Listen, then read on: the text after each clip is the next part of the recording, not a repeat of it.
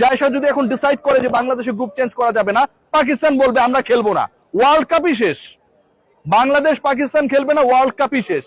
এই ওয়ার্ল্ড কাপের কোনো ভ্যালু নাই।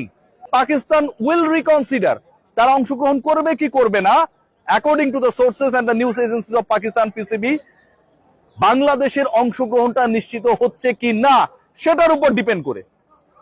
ভয়াবহ পরিস্থিতি, বাংলাদেশকে বিশ্বকাপে আপনার নিতেই হবে।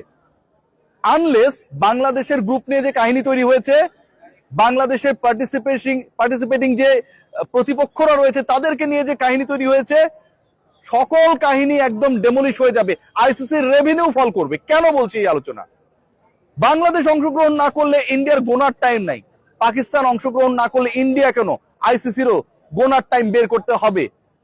টোটাল যে রেভিনিউ, এক ইন্ডিয়া পাকিস্তান ম্যাচ আয়োজন করে আইসিসি প্রফিট করবে, ব্রডকাস্টার প্রফিট করবে, পুরোটা আকাশ থেকে মাটিতে খসে পড়বে। ওয়ার্ল্ড কাপের রেভিনিউ 70% কমে যাবে if Pakistan decided not to take part in the upcoming World Cup. Bharat পাকিস্তানকে এক গ্রুপে রাখাই হয়, যতই দেখতে না পারুক। ইন্ডিয়ান বলিউড ইন্ডাস্ট্রি আর আইসিসি চলেই হচ্ছে ইন্ডিয়া পাকিস্তান ক্ল্যাশ নিয়ে। সো পাকিস্তান যখন বলছে যে আমি অংশগ্রহণ করব না, যদি না বাংলাদেশকে তোমরা তাদের রাইট ডিসিশন মেক করার ক্ষেত্রে হেল্প করো, তখন আইসিসির কোনো কিছু করার নেই।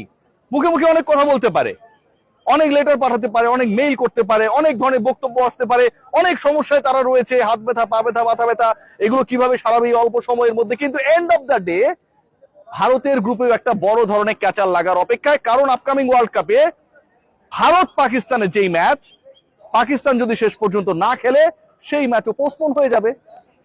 বাংলাদেশ যদি না খেলে, বাংলাদেশের যে 4টা ম্যাচ রয়েছে সেই 4টা ম্যাচ আলটিমেটলি পয়েন্টলেস। বাংলাদেশ থাকবে, অন্য দলকে আপনাকে ওয়াকওভার দেওয়া লাগবে।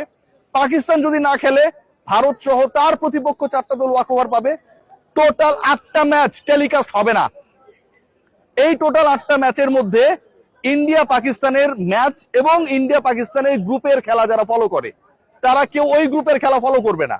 হোয়েনেভার ইন্ডিয়া পাকিস্তান এক গ্রুপে নাই, অথবা থাকার পরেও পাকিস্তান খেলবে না ডিসাইড করছে, ওই গ্রুপের কোনো ভ্যালু থাকে না। বাংলাদেশের সাথে প্রতিপক্ষের যে খেলাগুলো হবে, যতই সাধারণ নির্বাচনের কথা বলুন, এন্ড অফ দ্য ডে যে মানুষগুলো ক্রিকেটকে গালি দেয়, অনেক বেশি আপসেট হয়, সেই তারা এই মাঠে এসে খেলা দেখে। ভাই, মানুষ অনেক ভালোবাসে ক্রিকেট থেকে, অনেস্টলি গালিগুলো দেয় কষ্ট থেকে। বাংলাদেশের খেলাও রেভিনিউ ফল করবে। 70% of the revenue targeting by the ICC in the upcoming event হবে না। না হলে বিসিসিআই, আইসিসি এই যে একটা ভাব দেখাচ্ছে না বাংলাদেশকে গোনার টাইম নাই, সেই কাউন্টটা তাদের করতেই হবে। এখন কি হবে? এখন আমার কাছে মনে হয় বিসিসিআই দে আর আন্ডার প্রেসার, এক্সট্রিম প্রেসার। এই প্রেসার থেকে কিভাবে বের হবে? জায়সা যদি এখন ডিসাইড করে যে বাংলাদেশে গ্রুপ চেঞ্জ করা যাবে না,